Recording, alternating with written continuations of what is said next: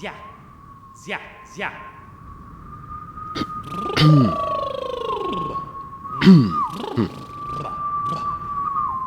Esta noite, grita-se. Este é o podcast do Esta Noite Grita-se, um festim de leitura interpretada de textos de teatro que desde 2017 leva a palco obras de todos os tempos para todos os públicos. Sempre que acordo foi o texto vencedor da primeira edição do Prémio Nova Dramaturgia de Autoria Feminina em 2021 e é da autoria de Lara Mesquita. Sempre que acordo é um texto dramático pensado para existir num formato de conferência-performance onde duas mulheres negras inventariam o trauma do racismo português. Perante a consciencialização dessa condição especial de existir e depois da investigação dos seus efeitos na construção da identidade dessas mulheres, tem-se uma partilha íntima de biografias com recurso a provocações intelectuais direcionadas ao leitor. Sempre que acordo foi escrito depois do estudo da memória destas duas mulheres e serve como meio de denúncia de informação privilegiada. Com a interpretação de Rita Cruz e Zia Soares, numa leitura dirigida por Miguel Maia e Filipe Abreu, esta gravação foi efetuada a 18 de julho de 2021, na Biblioteca Municipal de Marvila, em Lisboa. Sempre que acordo, de Lara Mesquita. Duas atrizes negras numa sala de conferências branca. Uma mesa e duas cadeiras brancas, um jarro de vidro com água, dois copos de cristal, uma jarra com tulipas brancas, dois blocos de notas, dois lápis de carvão. Uma tela branca de projeção atrás. Cena 1. Boa noite. O meu nome é Lara Mesquita. Tenho 34 anos e nunca tive uma relação amorosa com um homem negro. Olá, boa noite. Eu sou a Cirila Bossuet, tenho 27 anos e nunca tive uma relação amorosa com um homem negro.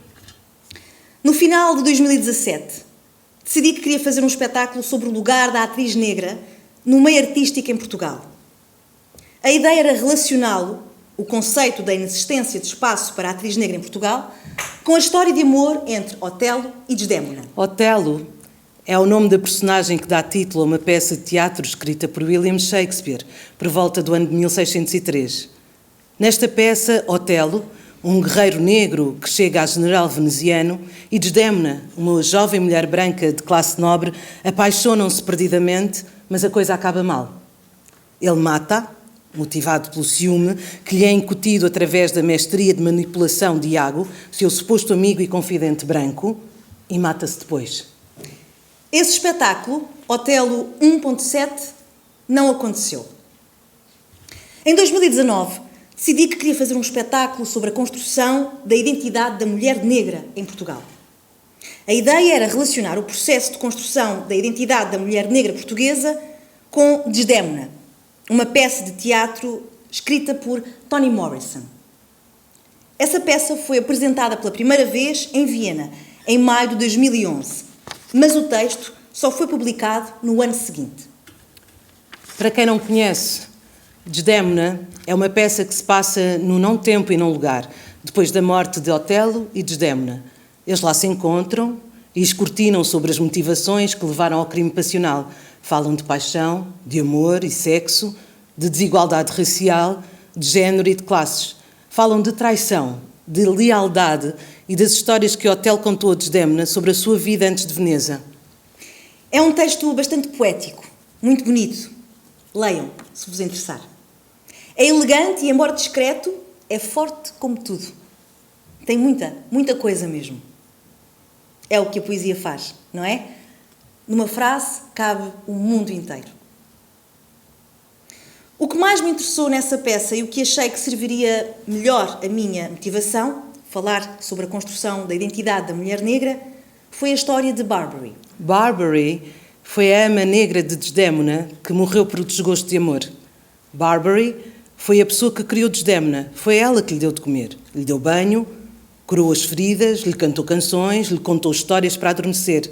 E essas histórias são as responsáveis pela criação do imaginário de Desdémona ao crescer. Essas histórias eram histórias sobre a África, sobre guerreiros, sobre a natureza e sobre amor. Foi esse imaginário que Desdémona reconheceu quando Otelo lhe contou as histórias do seu percurso até chegar a Veneza. A ideia de Desdémona ter crescido a imaginar estes cenários e ter-se apaixonado por Otelo, porque, quer dizer, ele era a personificação do príncipe encantado que ela imaginara, fez-me crer que as histórias de Barbary foram para Desdémona o que a Disney e praticamente toda a cultura ocidental foram para mim. Para nós, não é, Cirila? Confere. Há uma única cena na peça de Toni Morrison entre Barbary e Desdémona. É muito interessante porque, de repente, naquele não tempo, não lugar, não cabiam cortesias, nem classes sociais, nem desigualdade racial. Então, Barbary, que sempre tinha sido tranquila e submissa em relação a Desdémona, no texto de Morrison, não está nem aí. Ela diz tudo, chama as coisas pelos nomes, mostra a Desdémona que não havia cá amor nem sequer amizade. Havia submissão. Mesmo sendo Desdémona uma criança, ela era a mini patroa branca da serviçal negra. Para além deste texto, e numa segunda versão desta minha segunda ideia de espetáculo, senti que precisava de outra referência. Decidi então usar a obra Memórias da Plantação, de Grada Quilomba. A Grada Quilomba escreveu esse livro importantíssimo como resultado da investigação para a sua tese de doutoramento em 2008. O livro só foi editado em Portugal 10 anos depois. É uma autora, psicóloga, professora e artista portuguesa. É negra. A Toni Morrison era americana e negra. Foi Nobel de Literatura em 1993 e ganhou um Pulitzer em 1988. O Shakespeare era inglês e branco. Cena 2.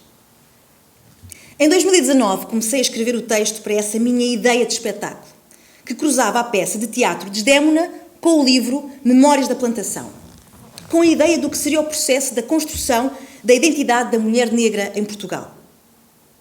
Começava comigo a dizer assim: a Toni Morrison morreu ontem, segunda-feira, dia 5 de agosto de 2019. Não foi o ontem de hoje, mas o ontem do dia em que isto foi escrito. 2 anos antes, a Maria tinha-me falado dela e da peça que eu tinha absolutamente de ler, pois era o texto que andava à procura sem o saber. Comprei o livro na Hatchards quando fui a Londres, em 2017. Soube logo que, eventualmente, ia querer conhecê-la melhor. Achei que ia ter tempo de fazer isso muito antes dela morrer. Achei que ia ter tempo de poder dizer que é uma das mulheres negras, minha referência e inspiração. E achei que lhe escreveria uma carta, que sim, que ela ia ler, a dizer isso mesmo. Achei, inclusive, que nessa carta pediria que me cedesse os direitos da peça Desdémona para que pudesse ser a primeira artista a fazê-la em Portugal. Mas ela morreu enquanto eu estava a dormir. E isso deu-me vontade de acordar. Bom dia! E depois a Cirila dizia: O meu nome é Desdémona. A palavra Desdémona significa infortúnio. Quer dizer desafortunada, malfadada. Significa condenada. Talvez os meus pais acreditassem ou imaginassem ou já soubessem o meu destino no momento do nascimento da filha. Talvez o facto de ter nascido menina lhes tenha dado tudo o que precisavam de saber acerca do que viria a ser a minha vida, que a minha existência seria objeto dos caprichos deles e do controle dos homens. Certamente, aquele era o modelo, ou melhor, o dever das mulheres quando eu era pequenina. Os homens faziam as regras, as mulheres seguiam-nas. Um passo em falso significava, sem sombra de dúvida, condenação e infortúnio sem piedade. Os meus pais, profundamente conscientes e apoiantes convictos deste sistema, podiam antecipar o futuro de uma menina com toda a precisão. Estavam enganados. Eles conheciam o sistema, mas não me conheciam a mim. Eu não sou o significado do nome que não escolhi. Que seria se substituíssemos a palavra Desdémona pela palavra preta? A parte do texto que começa em O meu nome é Desdémona e até à última palavra que a Cirila acabou de dizer é uma citação da peça Desdémona, de Toni Morrison. Foi a Patrícia Moreira quem a traduziu para português. Ainda não existe uma tradução formal do texto. A Patrícia recebeu 0 pela tradução integral que fez da obra de Morrison. Nunca chegou a haver dinheiro para lhe pagar. Obrigada, Patrícia. Esse espetáculo, Desdémona at All, também não aconteceu. Cena 3. 2021. Otelo. Desdémona. Memórias da plantação. Confinamento. George Floyd. A manifestação. Bruno Candé. A manifestação. As ameaças aos ativistas. A dobragem portuguesa do filme Soul. Confinamento. O adiamento da estreia deste espetáculo. Depois das referências, dos acontecimentos, de N conversas com amigos e depois de vários pedidos de apoio financeiro indeferidos, percebi que afinal já não queria, ou que precisava menos, de mascarar a minha real motivação. Falar sobre desigualdade racial. Falar sobre as relações interraciais. Falar sobre o processo de construção da identidade da mulher negra em Portugal. Sem artifícios. Com muito medo, mas alguma confiança, percebi que este espetáculo seria só sobre isso. E era exatamente esse espetáculo que eu queria fazer. O Bong Joon-ho, quando aceitou o Oscar de melhor realizador pelo filme Parasitas, disse que o mais pessoal é o mais criativo. A minha escolha de fazer esta citação neste momento do espetáculo funciona como uma espécie de garantia de validação para vocês daquilo que vos queremos dizer. Ainda é preciso. Decidi confiar naquilo que sinto. Mais importante, confiar que aquilo que sinto e tenho para dizer é válido, faz sentido e cabe, aqui ou noutro sítio qualquer. E não é claro, não é óbvio.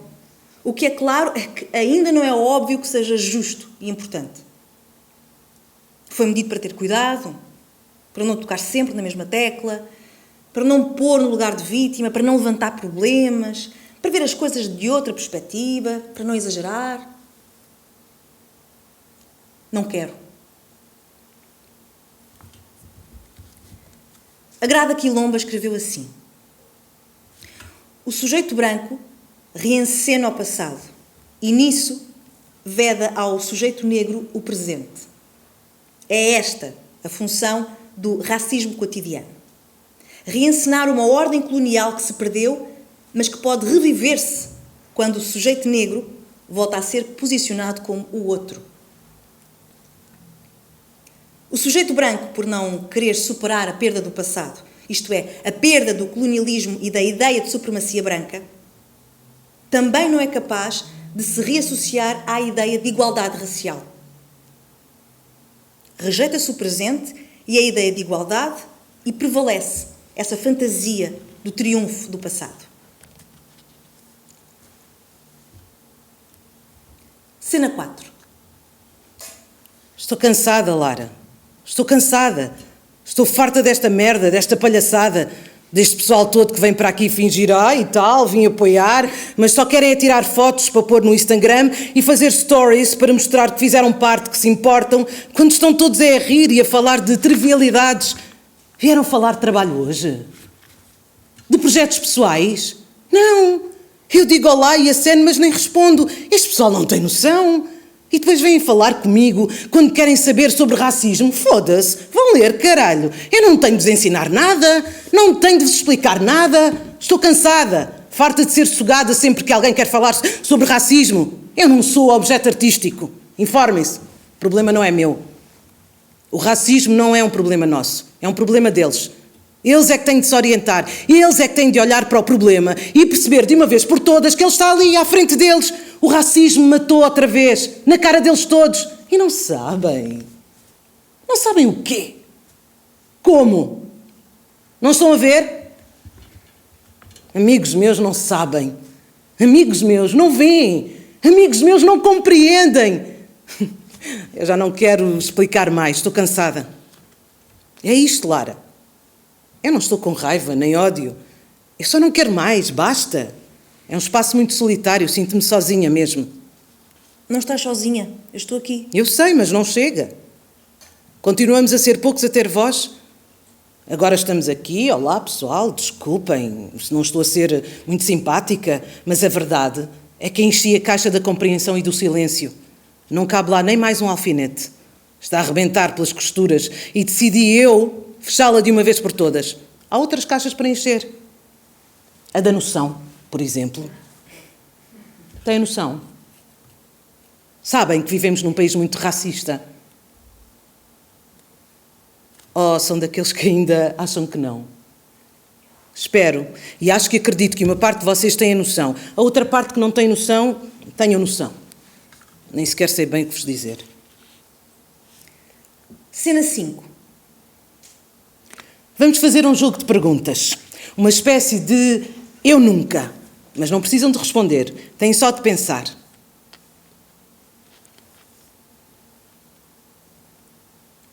Quantos amigos negros tens?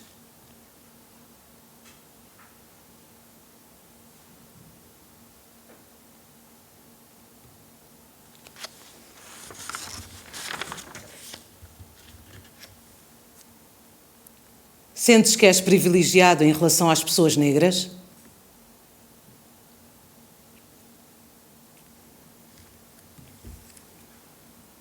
Não és racista, mas preferias que os teus filhos namorassem com uma pessoa branca?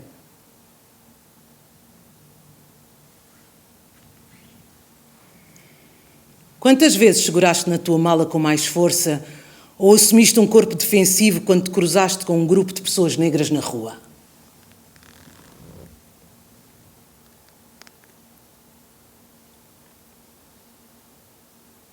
Porquê?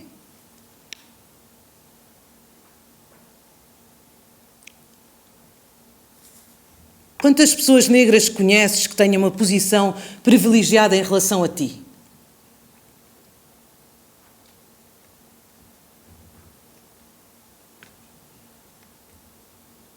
Se tivesses de escolher um médico para uma consulta de especialidade entre dois médicos com a mesma experiência e formação, sendo que um é branco e outro é negro, qual escolhias?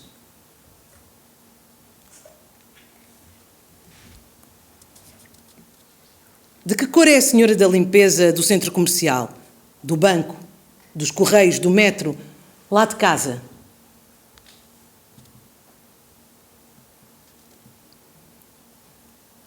Um programador cultural, num contexto de entrevista para uma bolsa de apoio à criação, perguntou-nos se este espetáculo iria pelo mesmo caminho que um outro espetáculo criado e interpretado por mulheres negras. Achas que é uma pergunta ofensiva?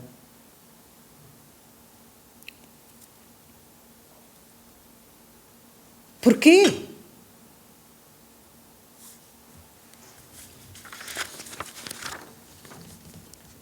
Isto do racismo agora está na moda. O que é que pensas sobre esta afirmação?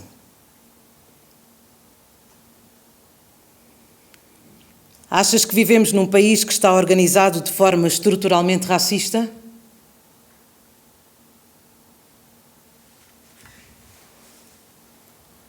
És racista.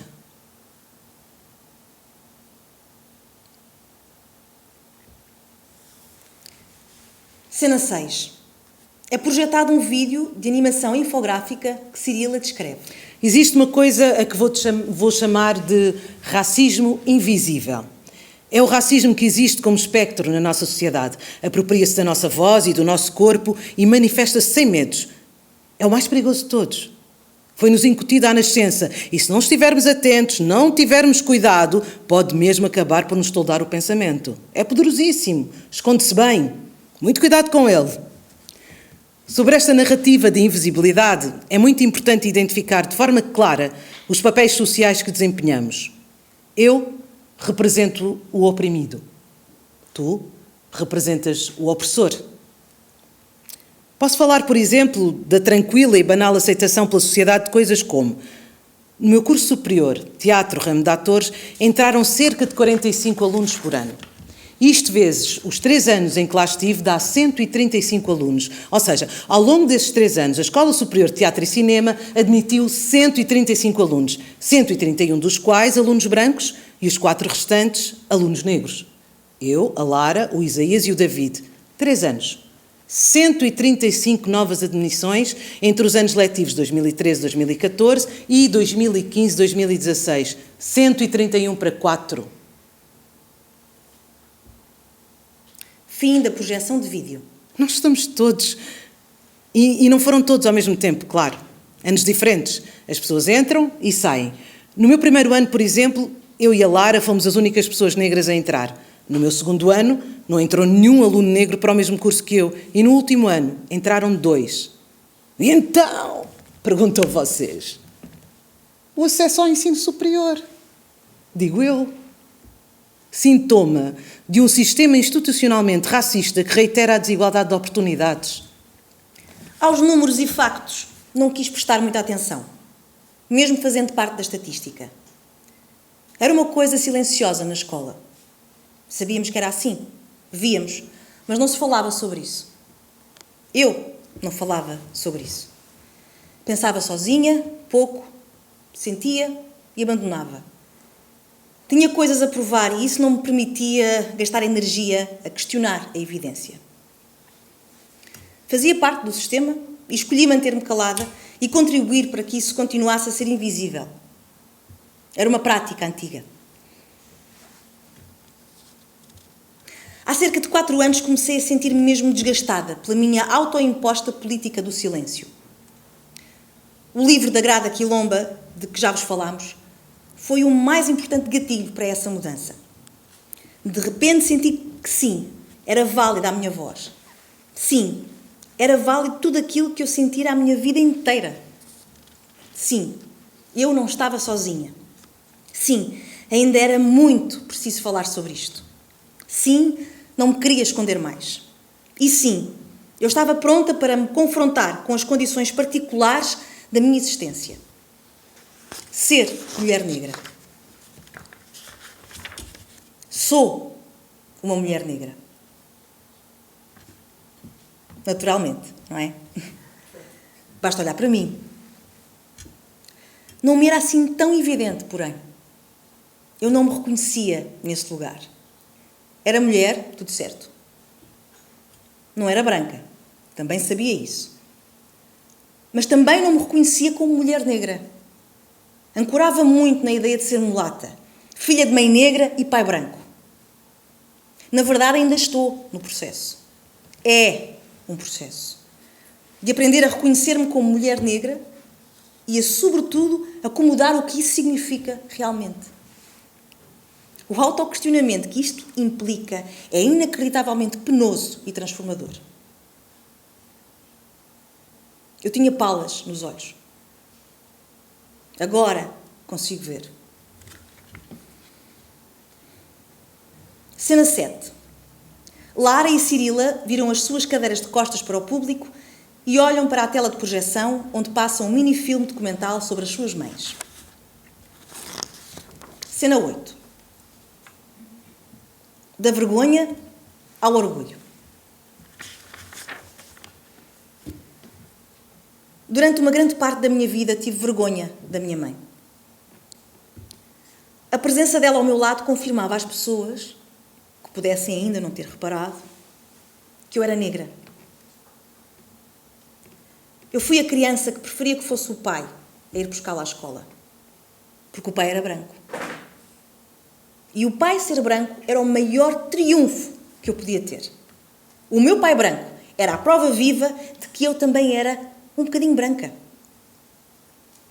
Esse bocadinho valia tudo. Isto não é bonito, mas é a realidade daquilo que eu comecei a sentir a partir dos meus 3, 4 anos. A minha mãe contou uma história. Em 1990, voltei a casa pela primeira vez desde que lá saí, em 1972. Gaza. Gaza é uma província que fica perto de Maputo, em Moçambique. A Faninha ficou em casa, no Barreiro, com o pai e o irmão. A Faninha tinha 4 anos. A Faninha andava na creche. Voltei passados os 90 dias que o meu visto turista permitia que lá ficasse. Sou oficialmente portuguesa. O registro da minha natalidade aconteceu durante o tempo da ocupação de Portugal em Moçambique. Sou filha do colonialismo. Todas as pessoas negras que nasceram nessa circunstância tiveram esse direito. Um direito que vocês sentem como privilégio. Ser português é incrível. Ser português é inacreditável. Ser português é o delírio dos pretos, é o sonho. Portugal! Portugal! Voltei da minha visita a Moçambique, cheia de saudades e muito ansiosa, fui buscar a minha filha à creche.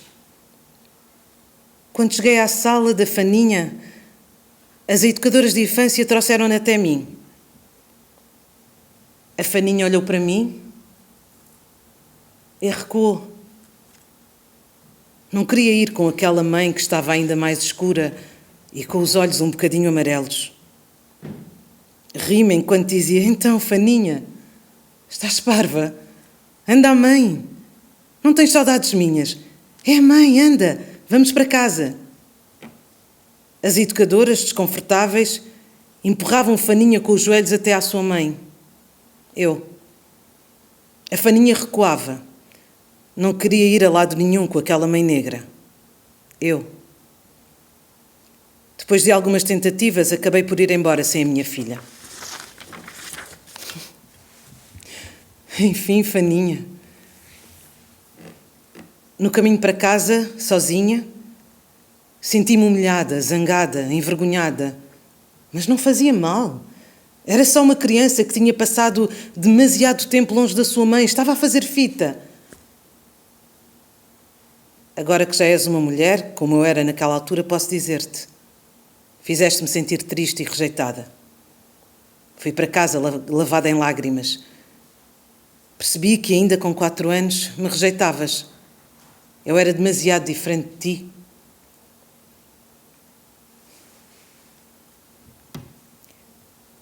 Vergonha. A sua filha, Faninha, não a queria receber. A sua filha, de 4 anos, coisa que a mãe já se tinha apercebido antes, gostava mais de pessoas brancas do que negras. Estava a negar a sua própria mãe. Com 4 anos, Faninha sentia que era melhor o pai branco que a mãe negra. Com 4 anos, Faninha, abreviatura de Estefânia, nome da avó preferida do pai da Faninha, e o único nome que ela alguma vez ouviu os seus pais dizerem ao referir-se a si, sentiu vergonha de ser uma criança negra. A Lara, com 4 anos, sentiu que aceitar aquela mãe era aceitar a sua diferença em relação aos seus colegas de infantário, brancos. A Lara, com 4 anos, não quis ir para casa com a sua própria mãe. Cena 9. Há toda uma cena agora. É uma espécie de academia de ser negro. E que, muito importante, por favor atentem nisto, só está aberta a pessoas negras. Começa exatamente na utilização da palavra negro. Há quem prefira negro a preto. Há quem prefira ao contrário. Vou sublinhar a palavra preferência. Neste caso implica posse exclusiva ao direito de opinião para as pessoas negras. Fizemos um gráfico sobre dicionário racial. Cirila descreve o gráfico que é projetado. Começa com uma pergunta geral no cabeçalho. Posso dizer preto? Seta unidirecional para a pergunta: és negro? 2 hipóteses de resposta, assinaladas por 2 setas que apontam em 2 direções muito diferentes. Sim, não. Para sim, depende. Para não, uma única possibilidade. Não. Ok? Fim de projeção. Nesta nossa academia de ser negro, há 2 vozes que convivem pacificamente. A voz 1, movimento de ressignificação da palavra preto, do eliminar do estigma. Uma voz que faz questão de utilizar, sem tabus, uma palavra negativa de modo a recuperá-la, transformando-a numa coisa positiva e erguê-la como uma bandeira. Por considerarem que tudo aquilo que é associado à palavra negra é mau. Fome negra, peste negra, passado negro, buraco negro, etc. Os donos desta voz preferem preto. E eu compreendo. A Lara, apoiante da voz 2, prefere negro. E só tem um argumento para assim o ser. Ela diz, muito veementemente, que preto era a palavra ofensiva e carregada de desprezo que os senhores brancos usavam para nomear os escravos negros. Ela sente-a como uma palavra que carrega uma história de que ela não se quer lembrar. Ela sente-a como uma palavra que a coloca num espaço servil e de inferioridade. E eu compreendo. Um grande amigo dela, negro e praticante da voz 1 da Academia do Ser Negro, uma vez disse-lhe que ela se sentia assim em relação à palavra preto porque o pai dela é branco. Ela nunca chegou a perceber se isto fazia sentido ou não. Cena 10. Para o efeito desta conferência, e como não fui eu que a escrevi, digo-vos outra vez, nunca tive uma relação amorosa com um homem negro. O que interessa aqui dizer sobre as relações interraciais é que nunca são relações equilibradas do ponto de vista da igualdade. Por muito não racista que seja a pessoa branca da relação, nunca estamos no mesmo sítio. Por mais paixão ou mesmo amor que possa existir, nunca se trata de uma relação de igual para igual. Tenho-me cruzado com homens mais ou menos cientes desta circunstância, porém já ouvi coisas que me magoaram muito mais do que alguma vez pudesse imaginar. A dor de te sentires ridicularizada, inferiorizada pela pessoa que amas e em quem confias, fica para a vida toda. Nunca me vou esquecer da vez em que um dos meus ex-namorados me fez assim. Cirila, estás com baúca. E riu-se.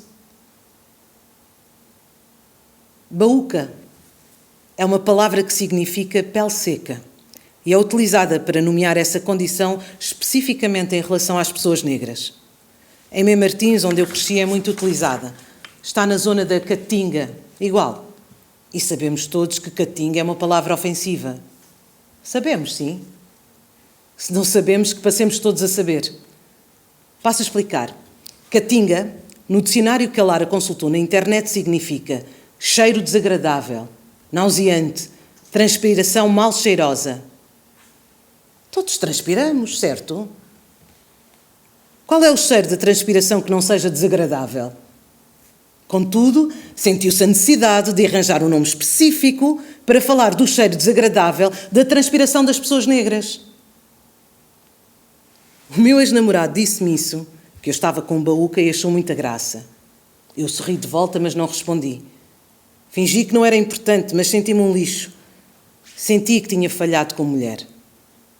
Tinha-me esquecido de passar creme gordo no antebraço, ou passei menos do que precisava. Senti que, por mais que tentasse ser perfeita para ele, não ia dar.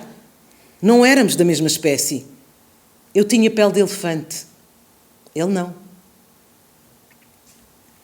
O que eu podia fazer era tentar disfarçar ao máximo que era diferente dele.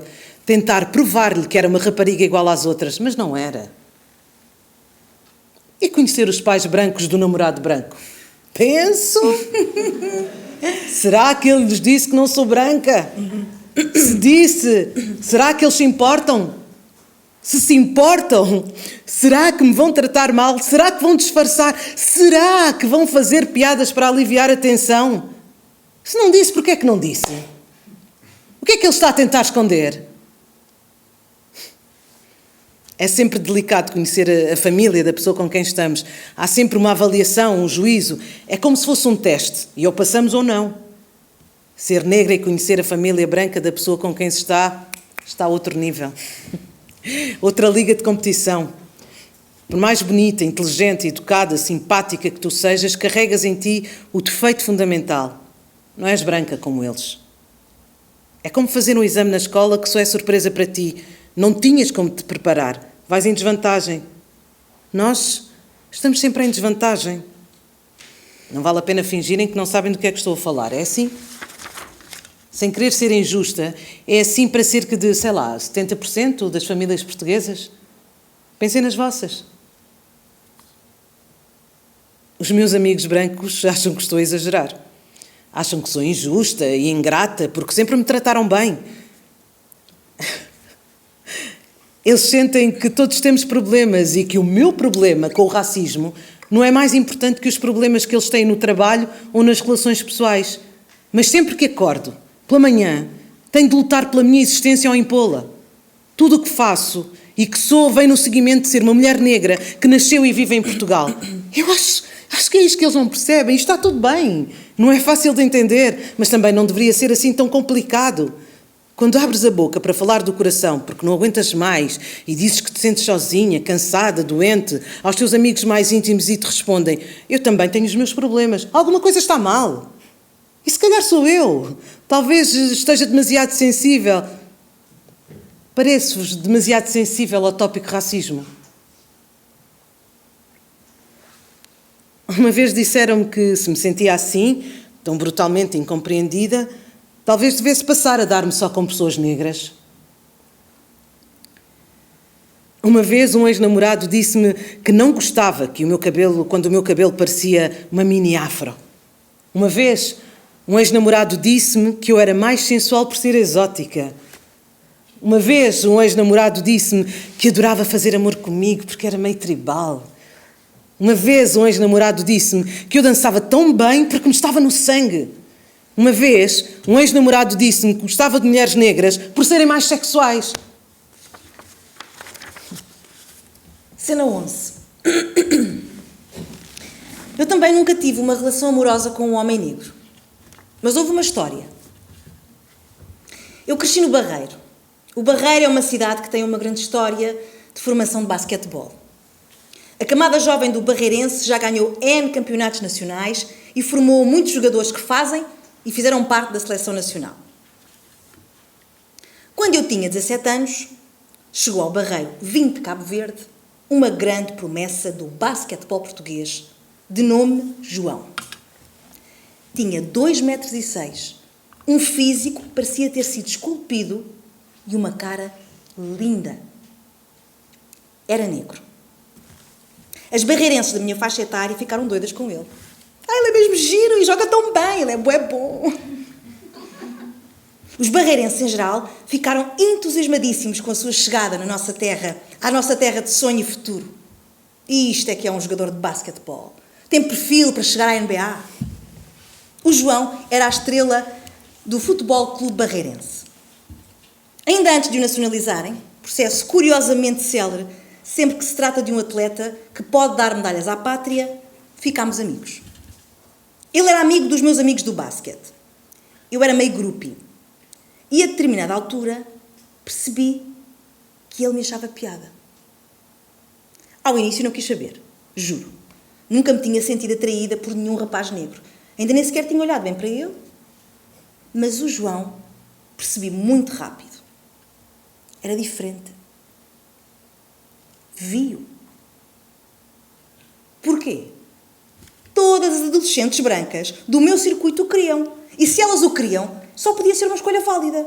Na minha cabeça, se todas o queriam, era válido. E se ele me estava a querer a mim, comecei a ver as coisas de outra maneira. Ainda por cima ele era tímido e pacato. Não andava propriamente a comer tudo o que mexia, mesmo podendo, se quisesse. Ele era um príncipe. E nós, da plebe, afortunadas se ele sequer olhasse para nós. Demos uns beijinhos, não foi muito além disso. Era aprovado. E lembro-me de estar tipo em êxtase. Ele era tão só motivo de orgulho que ninguém o via como negro. As pessoas viam-no como João, a grande promessa do basquetebol português. Ele não era só mais um preto. Ele era alguém importante. Ele não tinha cor. O Barreiro é uma espécie de aldeia. Toda a gente se conhece e toda a gente do circuito grande onde eu me movimentava acabou por saber que tínhamos estado juntos. Provei que era uma rapariga negra diferente. Eu era a especial por ser a escolhida do especial. Se ele era da minha cor, mas não tinha cor, talvez eu também pudesse deixar de ter cor, por associação. É muito triste. Mas eu não pensei assim na altura. Lembro-me de me sentir importante quando percebi que toda a gente sabia daquelas horas que tínhamos passado juntos. Eu acho que foi a primeira vez que me senti realmente atraente e alvo de inveja das raparigas brancas. Sempre pertenci ao grupo social denominado popular. Sou divertida, simpática, gosto de conversar em geral, tenho muitos amigos, sempre gostei de conhecer pessoas novas, sou de tato superficial fácil, sou uma pessoa justa, sincera, compreensiva e empática. Mas não fazem ideia do trabalho que dá a uma pré-adolescente gordinha, baixinha, de óculos e negra ser popular. A função mais importante e que acabou por se tornar a mais fácil era fingir que não era negra.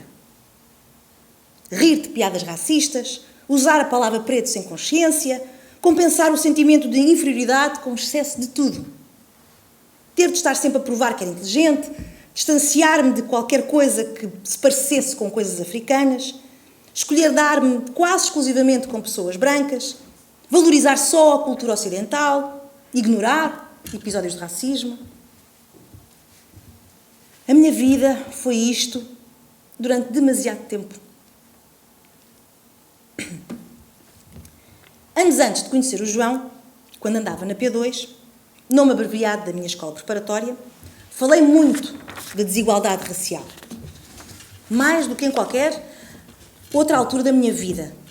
Excepto agora.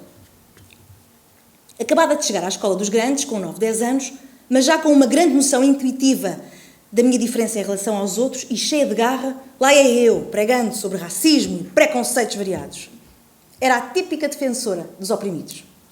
Eu falava e os meus colegas concordavam. Ninguém debatia. Entoávamos juntos o slogan, todos diferentes, todos iguais. Mas ainda nunca tinha tido de me defender a mim própria. A memória mais significativa que guardo da P2 é a história da primeira vez em que me doeu mesmo à séria sentir racismo. Andava no 7º e tinha um melhor amigo, branco, por quem estava secretamente apaixonada, o André. Éramos vizinhos e colegas de turma, então todos os dias fazíamos a viagem de ir para casa juntos. Combinávamos o horário do autocarro e isso. Falávamos de tudo. Ele era um bocadinho mais reservado do que eu, mas acabava sempre por ceder à minha veia jornalística e contava-me coisas que não contava a mais ninguém. Ríamos de tudo e gozávamos imenso com as pessoas. Pouco tempo depois de o André saber que eu gostava muito dele, houve uma manhã em que estávamos no recreio. E eu percebi que ele, o Jorge e o Bruno tinham roubado o cartão da escola à Telma. Eu era delegada de turma, eu não podia deixar isso acontecer. Então confrontei-os. Eles riram e disseram, caga nisso, Lara, estamos só a encalhar com ela. Eu disse que não tinha graça nenhuma porque ela estava a chorar num canto atrás do bloco A e que tinham de me dar o cartão dela ou ia falar com o Sr. Pinto, o diretor da escola. É preciso dizer que todos os intervenientes desta história são brancos. Eu era a única pessoa negra da turma. Estava então a pedir-lhes que, por favor, que me devolvessem o cartão da escola da Telma. E o André passou-se e começou a refilar comigo. Mas a um nível muito pesado. Já dentro do bloco, ele foi os 4 lances de escadas até chegarmos à aula de inglês a gozar comigo e a chamar-me nomes. Que eu tinha, mas era a mania que mandava, que iam devolver o cartão quando quisessem, que o meu cabelo parecia um espanador ou um ninho de ratos, que eu não era ninguém para lhes dizer o que fazer, que eu era uma badocha preta com 4 olhos e anã, que eu era uma escarumba, que tinha a mania, que era branca e por aí fora. Eu subi aqueles degraus, sempre a olhar em frente, de cabeça erguida, a fingir que não ouvia, mas com os olhos cheios de lágrimas. Eu lembro-me de sentir muito ansiosa e confusa por ele me estar a tratar assim. Eu não compreendia. Eu lembro-me de sentir fisicamente mal disposta. Lembro-me de estar toda a tremer, já dentro da sala de aulas, sentada na minha mesa. Eu lembro-me da professora começar a escrever o sumário no quadro. Eu lembro-me do olhar dele, mau, cheio de raiva, olhava para mim enquanto continuava a dizer coisas horríveis. Eu fitava-o e isso irritava-o ainda mais. Às tantas, ouço-a dizer: é o quê? Estás a olhar para onde, ó sua preta de merda? Atirei para o chão com a maior força que senti hoje, os tojos que tinha nas mãos, e disse a gritar: preta ao caralho! O meu corpo levantou-se hirto e correu acima do chão a alta velocidade até chegar a ele e levar nas mãos ao pescoço. Voei! São segundos da minha vida que até hoje eu não me lembro sem ser assim. Eu corri a alta velocidade sem tocar com os pés no chão e sufoquei o meu melhor amigo. Acho que foi a única vez na minha vida em que realmente expressei aquilo que sinto. Sempre que alguém se refere a mim como preta.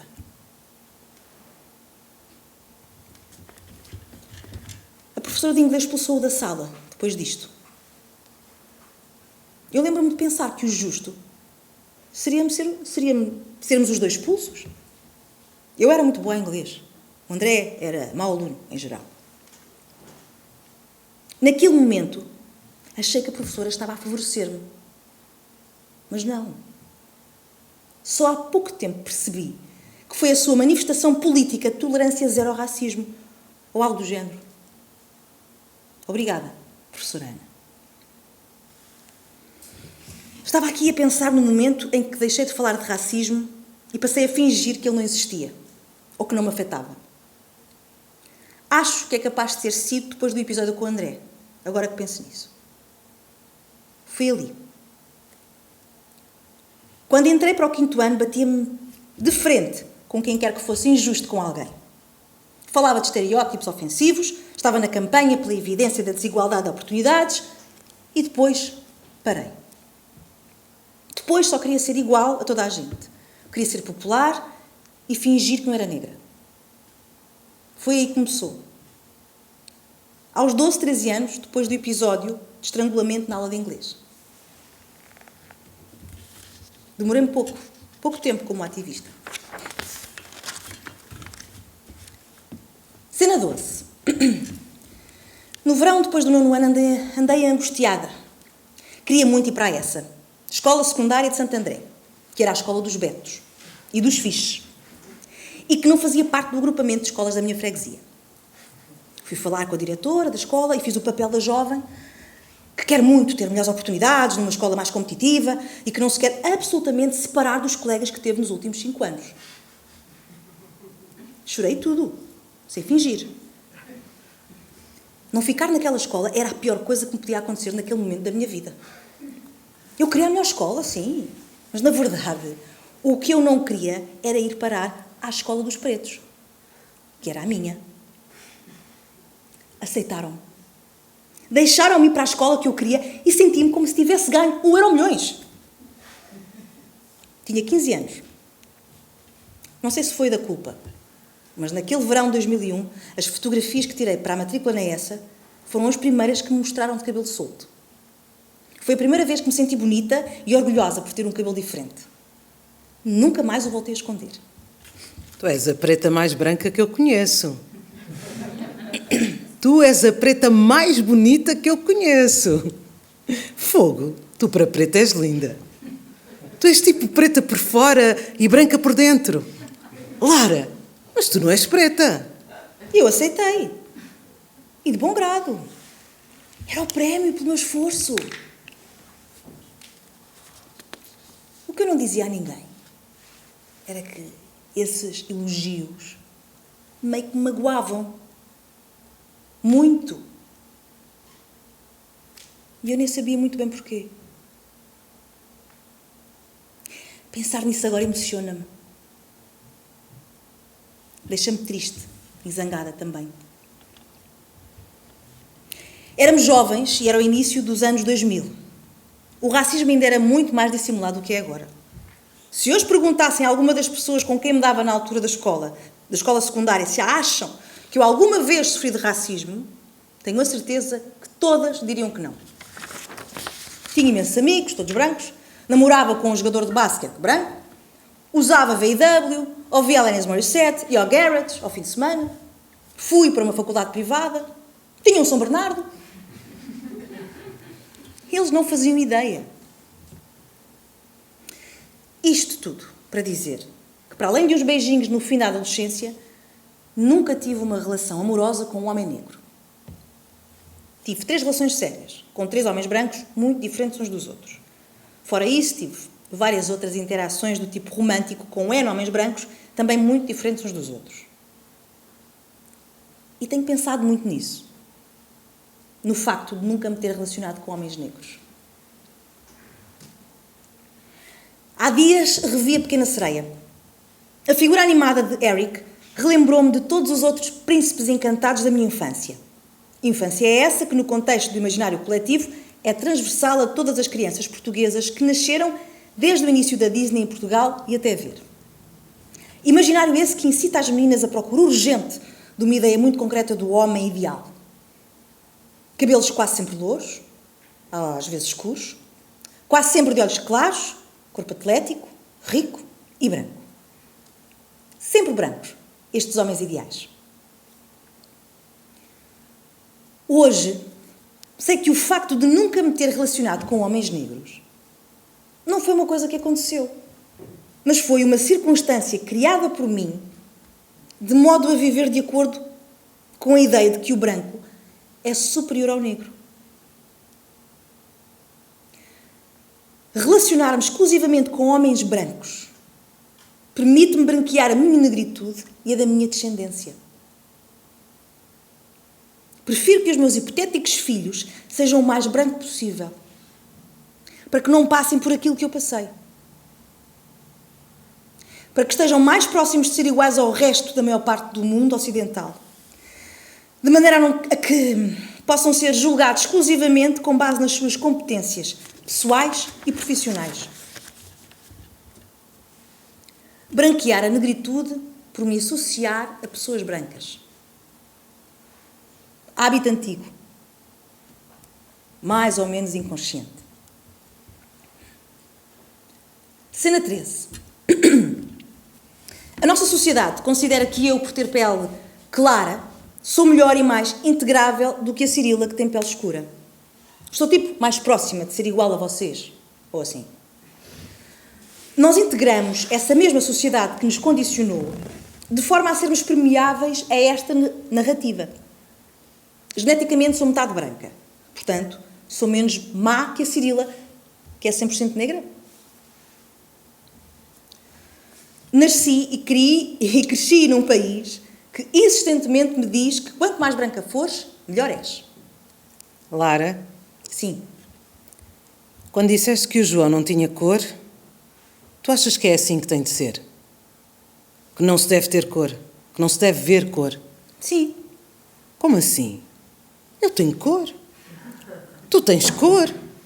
Olha para mim, eu tenho cor. E orgulho-me da minha cor escura. Sabes que nos iluminam sempre mal. Sabes que nos cânones da iluminação de cena, eu adoro esta parte, sabes que nos cânones da iluminação de cena ninguém faz ajustes de luz à minha cor. E nem à tua. Sabes que é mais específico iluminar uma mesa azul que uma pessoa não branca? Eles não sabem. Eles estão à toa. Eles nem pensam. Eles não veem cor. Que queridos, que amorosos. Não veem cor, somos todos iguais. Nem pensam nisso. Nós é que somos racistas. Nós é que estamos sempre a falar do mesmo assunto. Sim, é importante que se veja cor. Não ver é negar. Não ver é fingir. Não ver é fazer pouco da nossa história.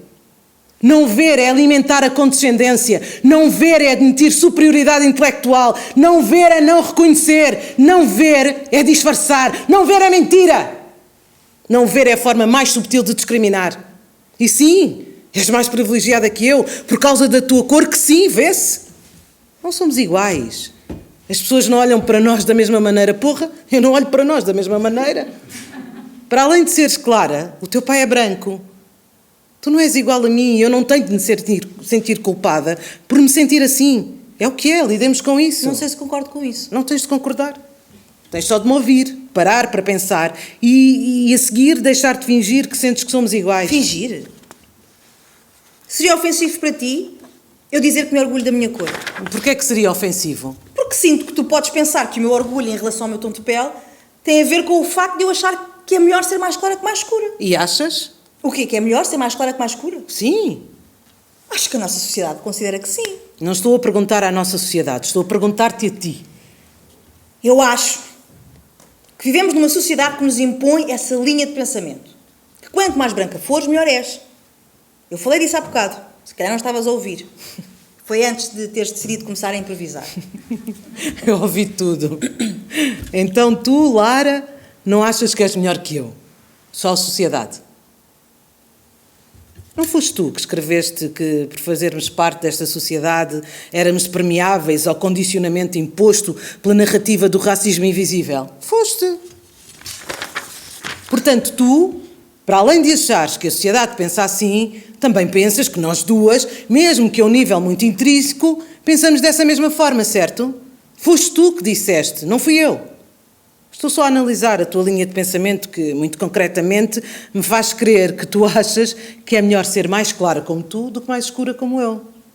Mesmo que andes às voltas e não o queiras assumir em voz alta. Eu não acredito que estejas a levantar estas questões agora.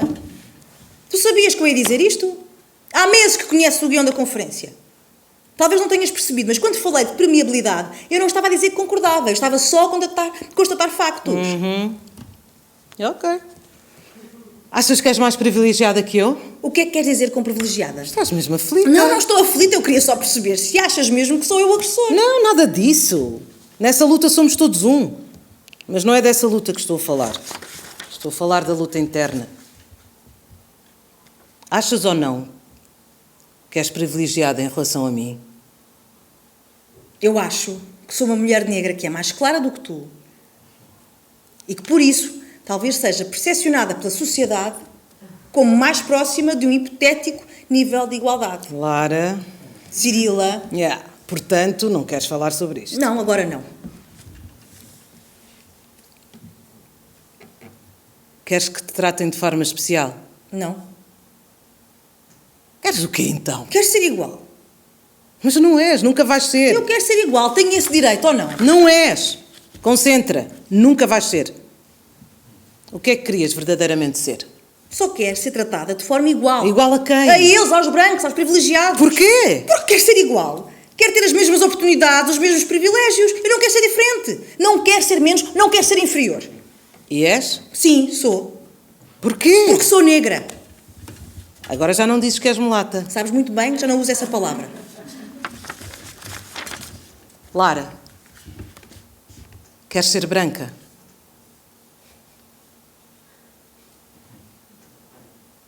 Ainda queres ser branca? A tua história é comovente, eu percebo. Mas eras uma criança. Hoje, ainda queres ser branca? Não. Então? Então o quê? Então? Então o quê, pá? Porquê é que estás a fazer isto? Porque te amo. Tu amas-te? Sim. Acho que sim, sei lá. Sei lá, sim, porque é essa pergunta? Tu amas-te?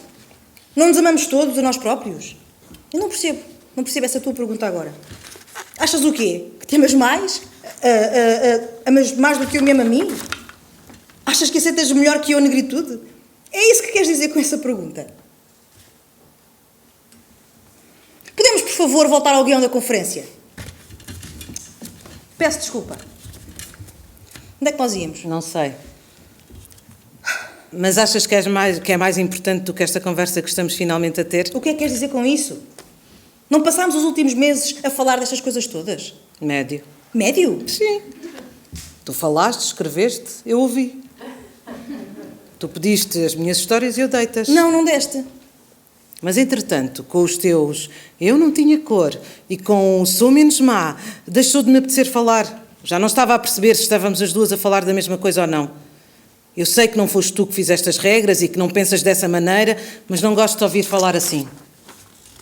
Quando me coloco no lugar de igualdade em relação a ti, mas ouço-te dizer essas coisas, um espinho rasga-me a pele, faz-me crer que não somos nada iguais, que és mais privilegiada que eu. Não te sentes representada, é?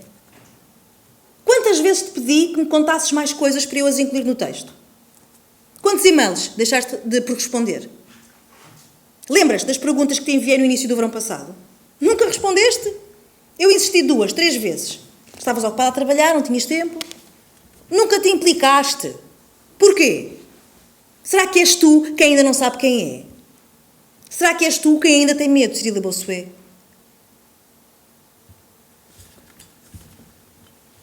Cena 14. Queres uma história? Querem uma história? Quando dizes nesse tom que eu estava ocupada a trabalhar, O que eu estava era ocupada a gerir o ambiente hostil e racista no meu local de trabalho. Entre fevereiro e novembro do ano passado, trabalhei num estabelecimento comercial onde se vendem pastéis de nata. Numa manhã de alguma movimentação, já depois do confinamento, e quando as coisas estavam a começar a melhorar, deu-se a ocorrência. Estavam 3 pessoas atrás do balcão. Eu e 2 colegas meus, brancos. Lá dentro estava a gerente, que é negra. Na rua, do outro lado de lá da estrada, com os braços cruzados e olhar inquisidor para dentro da loja, estava El Chefe, a quem vou chamar X. Homem branco na casa dos 30. Estávamos a atender uma família de italianos. O pedido era grande e a logística complicada. Entre tentar manter as distâncias, desinfetar as superfícies, tentar perceber o que eles estavam a dizer e servir-lhes, formou-se uma fila à porta. Trabalhávamos em equipa, como é costume na restauração, sobretudo em casos assim. Um a registar o pedido, a aguardar o pagamento e a devolver o troco, o outro a tirar os cafés e a tratar das bebidas e o outro a tentar comunicar com os clientes enquanto servia pastéis, uns para comer aqui e outros para levar. O X entra na loja. Vem ter comigo à máquina de café. Encosta a boca ao meu ouvido e diz nervoso: "Anda, passa já para outro. Chama o próximo cliente, faz a fila andar." Eu faço-lhe este sinal com a mão, do género: "Agora estou a tirar cafés para as pessoas que estão à espera no balcão." Ele sai disparado, põe-se a andar para trás e para a frente. Estava desesperado com os 5 minutos que demorávamos a atender a família italiana de 7. O corpo tenso, os braços assim: "Vamos, mas é despachar. Não estão a ver a fila? Toca a andar, parecem um bando de macacos atrás do balcão." Eu parei o que estava a fazer, virei a cabeça com aquele movimento lento, sabem, de quem não quer acreditar no que acabou de ouvir, e fiquei a olhar para ele em silêncio. Ninguém reagiu. Continuaram o que estavam a fazer, e eu também. Depois daqueles segundos a processar o que tinha acabado de acontecer, voltei ao que estava a fazer. Na minha pausa para o almoço, sentei-me na esplanada do quiosque a beber café e a pensar. Chorei sozinha, sentada à mesa, sem pudor. Estava zangada comigo por não ter sido capaz de me defender.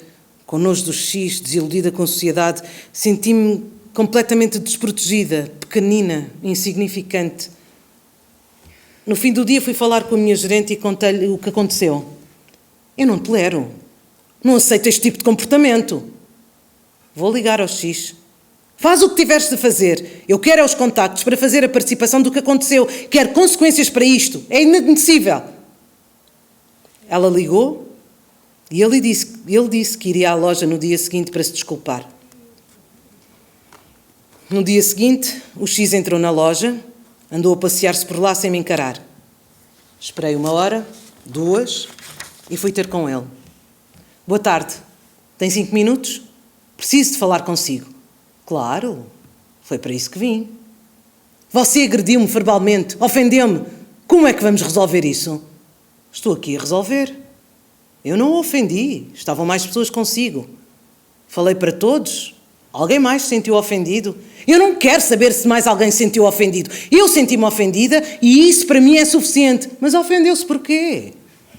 "Foi só uma expressão, podia ter dito girafas ou zebras." "Eu não admito ser chamada sem ser pelo meu nome. Você trata a sua gerente por uma abreviatura do nome dela?" E se eu lhe disser que isso me ofende, como é que vamos resolver isso?" Eu não queria acreditar. Acho que fiquei de olhos muito abertos com esta cara a olhar para ele. Mas o que é que uma coisa tem a ver com... Mas como assim, meu irmão? Não. Percebi nessa altura que o buraco era bem mais fundo do que aquilo que eu imaginei. E continuou. "Às vezes, chamo Preta à sua gerente e ela não se importa. É uma brincadeira entre nós." Aí desloquei-me para o sambódromo. Nível surrealismo. Deixe-me que lhe diga, já agora, eu não sou racista. Tenho amigos de todas as cores. Mas quem é que falou em racismo? Não fui eu! Você é que está a falar de racismo! Agora foi ele quem ficou de olhos vidrados e de boca aberta, assim como a Lara está a olhar para mim agora. Parecia que tinha sido apanhado a roubar. A conversa acabou. O dia chegou ao fim e eu apercebi-me que não tinha mais nada para aprender ali. Comecei logo a organizar a minha vida mentalmente. Quando é que começam os ensaios para o espetáculo mesmo? É já este mês. Escrevi muito rápido a minha carta de demissão e entreguei à gerente. Escrevi um e-mail para os recursos humanos a reportar a situação, mas nunca obtive resposta. Soube mais tarde que o reenviaram para o X, que fez questão de o ler em voz alta na loja para toda a equipa ouvir. Tudo bem.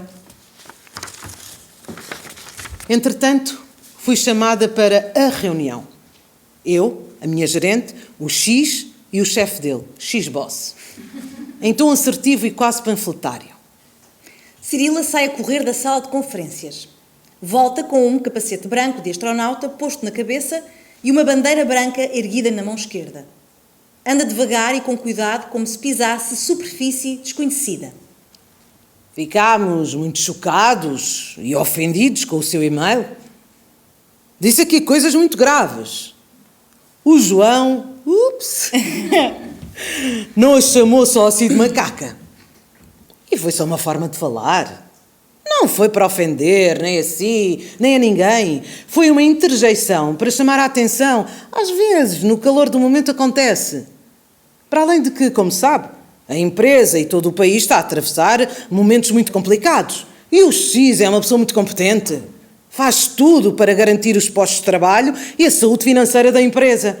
Talvez devesse ser mais empática com o nosso esforço e dar o benefício da dúvida.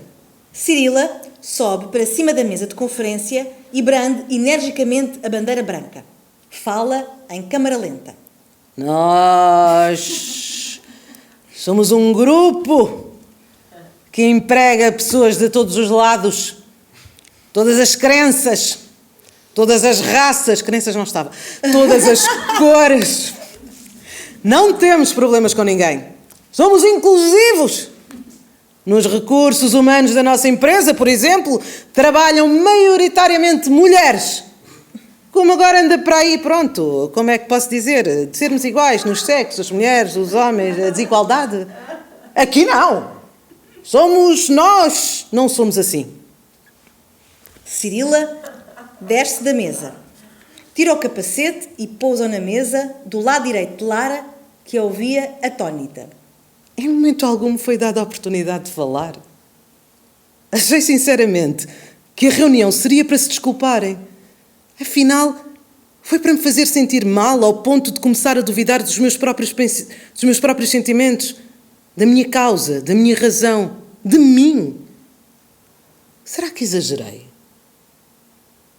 Será que estou a pensar mal, a ser injusta? Bater de frente contra o sistema é assim. O que é que aconteceu a seguir? Nada. Fui dar uma volta pelo Príncipe Real. Depois peguei no carro e fui para casa. O pior de tudo é quando nos fazem duvidar. Disseste uma coisa há bocado sobre a validade daquilo que sentes. Para ser real, só precisamos de sentir. O meu nome é Cirila. Não é macaca. Eu sou um ser humano, não sou um animal. Exijo respeito. Exijo sempre e para sempre respeito. Cena 15. Estás bem? Dança comigo? Ensinas-me. Claro que sim. Lara e Cirila dançam. Desce da teia à boca de cena uma grande parede espelhada. A luz da sala abre totalmente. O público vê-se refletido na cortina. Fim.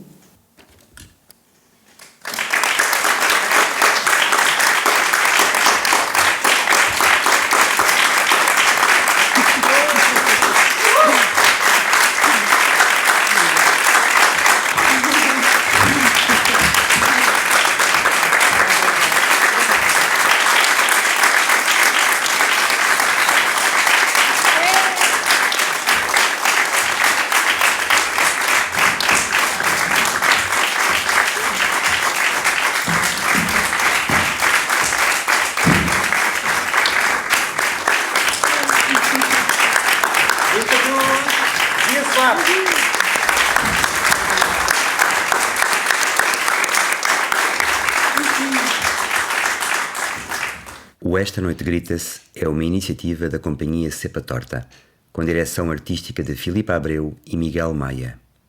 Fotografia de Sónia Godinho, vídeo de Mário Jerónimo Negrão e design de Eduardo Trava. Este episódio teve a produção de Inês Achando e Beatriz Souza e a sonoplastia de Pedro Freixo, com o apoio da República Portuguesa Direção-Geral das Artes. Mais informações em cepatorta.org.